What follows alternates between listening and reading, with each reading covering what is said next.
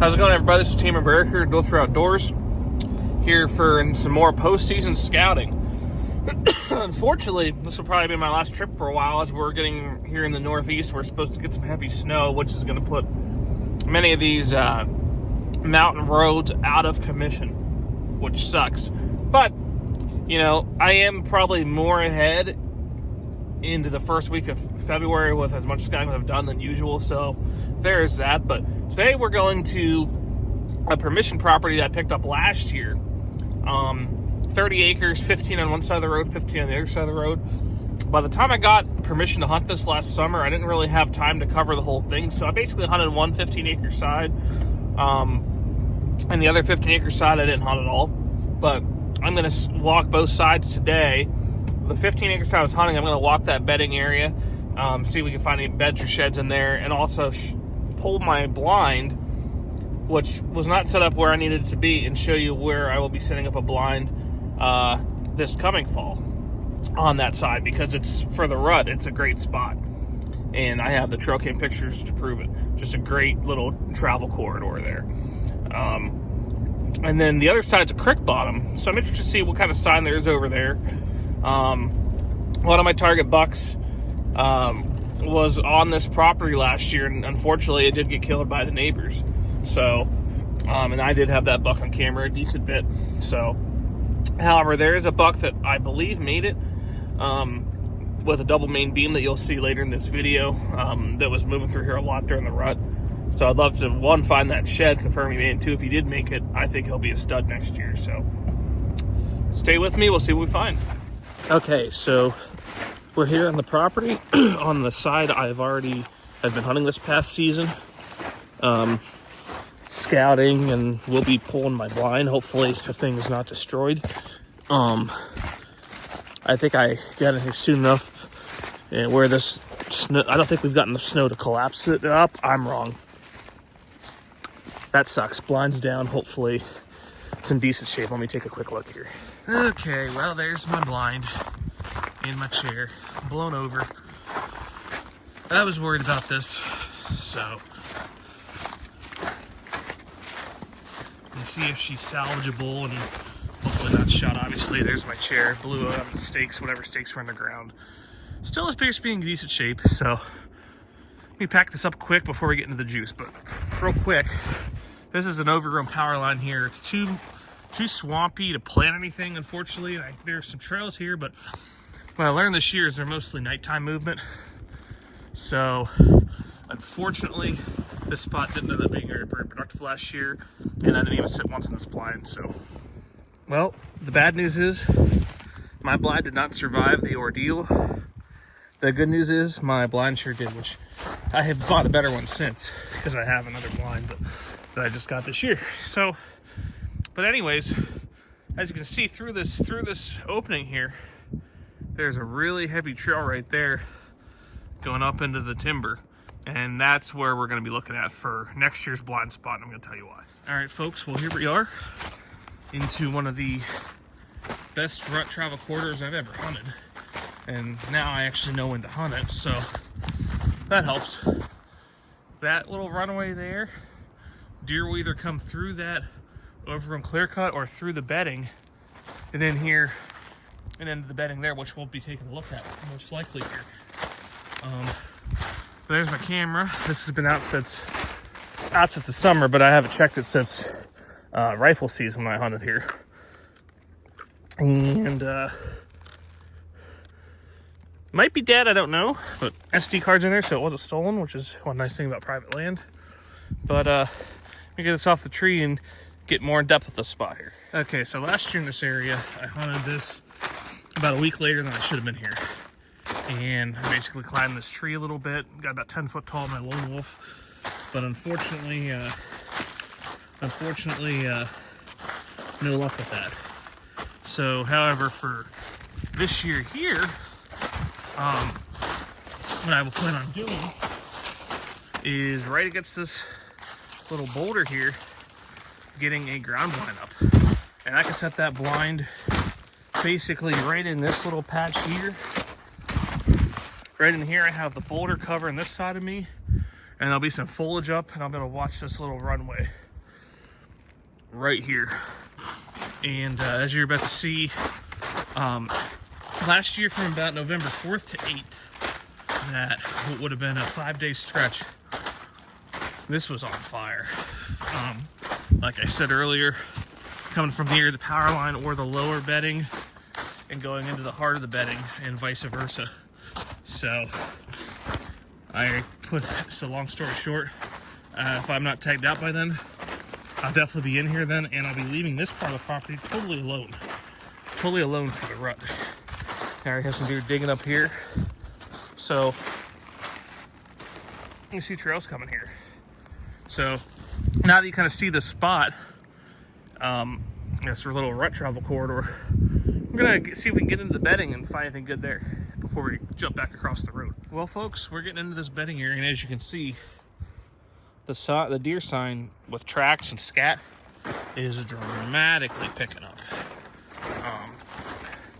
So I don't know if these are beds right here, but there's a bunch of scat. These might be beds right here. I'm gonna lean towards no, just because I don't see hair, but they could have been old beds, which kind of makes sense right against this old pine tree. There's no way you're getting in on deer in here without him hearing you come. So I'm gonna work through kind of the stick stuff as much as I can, then come back out at the bottom of the power line and see if we can find anything else good in here. Now, as you can see here, we're really in the heart of this. Pretty heavy trails here, beat down where you kind of see the snow laying, and nice bucker up there. So, you know, coming from this area, what I believe deer were doing was basically just on a north wind, which is blowing this way, which works perfect for my setup. They were just cruising the downwind side, bucks were cruising the downwind side of this bedding area, because there probably was a hot doe or two in heat at the time. So I'm gonna get in here a little deeper, get down a little lower elevation into this bedding area, and then work our way back out towards the power line and see what we can see. All right, we're gonna start working our way back out of this bedding area. And as you can see, I mean, there is so much deer crap in here. It is not even funny. Which, however, is kind of bad for a lot of hunting season, just because I'm not, other than that one rub, which was probably made during the rut, there's hardly any buck sign in here. It's pretty much all, you know, just various clumps of crap. So this is pretty much doe bedding in here, which for the rut and for that setup I mentioned earlier in the video, that's fine, and probably why it's good during that time. So we're gonna, if we can, it's thick in here. Gonna get out of here, work back towards the bottom side of this bedding, see if we find anything good, and come back out to the power line. Okay, well, we're about out of the bedding area. Well, we are. I'm actually pretty much right where I walk in at from the power line, and there's some good historical sign. I mean, there's some good sized bucks in this area. The problem is, we'll see about the other side, but the problem is, on this side of the property, they're not living here. They're just coming through during the rub, unfortunately. And I wish this was a rub, but that's some animal, you know, scratching the tree. So, see, back to the power line. So I'm gonna grab my blind and my blind chair, get them out of here, and we'll catch up with you across the road. Okay, so we're now officially on the other side of the road. Drop everything off at the truck. And now we're just gonna follow this here. There's a flat here. Just gonna follow that all the way to the creek bottom. And actually, I just saw some pretty good sign. I'm gonna show you guys real quick. So we're not even to the creek bottom. I just found a pretty sizable scrape from last year. See licking branch there. And again, that creek's down over the hill, but this kind of flattens out towards it. So there's that. And I'm not sure if this is this year's or last year's. That's last year's, but still pretty good historical sign, pretty good sized rub. So I keep following this through, but good start already. Okay, so after a nice little flurry of sign there, a couple of rubs, I'll get one video, and a couple of scrapes too to get the biggest one of those in the video. I have this nice pine flat here.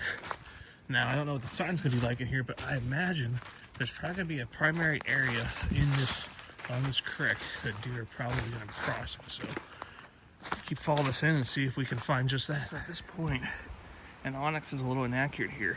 We're not dealing with a typical creek bottom. This is actually pretty steep to get down. So we'll see if following this little old logging trail will get me to it at a more suitable level, to say the least. Okay, we still have it down in there to safely cross the creek. But I like this little spot. This kind of opens up right here between the creek, and then you have that hardwoods plus that really thick bedding cover over there. This could be a spot for throw a camera there, see what happens. You can see a trail coming this way and that way, but I'm gonna mark this. Actually, really heavy trail right there. I'm gonna mark this little hub area. And we're gonna see if we can get across the creek at all. Okay, well, we've made this spot where we can finally cross the creek. And I'll tell you what, there's some tracks coming deer crossing this creek right here. And this actually might be a good spot for camera because once you get down there, it's super steep valleys and they're not gonna ideally want to cross there. You can see some tracks in the snow here. So I'm gonna figure out my next move as in how I'm gonna walk through once I'm across the creek and figure out where we're going next. Okay, as you can see, you made it across safely. No harm, no foul. What sucks is, right here we're getting some thick cover. Unfortunately, that is the next property over. So we're not gonna, unfortunately, proceed farther that way. But as we get past here, the property line kind of goes this way. So I have a little more room to work with there. So we can cross this creek again, probably, and we'll see what we can find. Now, unfortunately, because of this, I had to cross back over the creek a little earlier than expected. You know, property line had to be followed. But I still have a little bit of this bottom to look at here, which looks decent. There's some good cover here. And I think, worst case scenario, I'm still going to be able to get in pretty good at that spot I showed you guys earlier, that little kind of little hub area. And maybe we'll find something down here too, so we shall see. Okay, well, I catch my breath from trying to cross to the other tributary. I mean, you look at all this green grass here, and a lot of it is browsed. I'm not seeing any beds here, but I definitely think this is an area that is thick enough where deer would definitely feel safe to move through. So I think some areas around this could produce some activity, and I do feel better about this area than across the road for buck hunting outside of the rut. I mean, plus deer hunting, there's some decent spots there too. So I get across this and work my way back and see some stuff I haven't seen yet. Okay, now we found a spot that has some of my attention. Pretty much throw a stand up this tree here and pretty much watch this little opening. This list opens up here, kind of a path of least resistance. If deer want to get down the creek and drink, they can. But I'm gonna mark this on the map. This isn't too bad. Okay, we're back up on this kind of flat here. There's pines, but look at this trail here. I mean, this is literally, and this is thick cover here. I mean, this is probably some bedding, but it runs right along this. Get up in this tree maybe here. A little chip shot. All right, so just a little recap on the scouting trip on the 30-acre permission piece. As you guys saw, really good rut spot there. Good activity coming through there, and you see why that little corridor is good there. Really good doe bedding next to it. Perfect now to one side check. There is some potential on the other side. I don't know for sure exactly what's going to be moving through during season until I get some cameras out. But I'm definitely going to throw some cameras out and see if it's appropriate or not to set a stand there. So thanks for coming along for the trip, because it'll be the last one for a little while. We got big snow coming here in the north central PA, but kind of saw what I was looking for and saw some of that sign. Thanks for watching. Thank you for watching this Dual Throw Outdoors video. If you like this video, be sure to leave it a like, share with your friends, and subscribe to our channel if you haven't already. Also, be sure to follow us on Facebook and Instagram for more Dual Throw Outdoors content.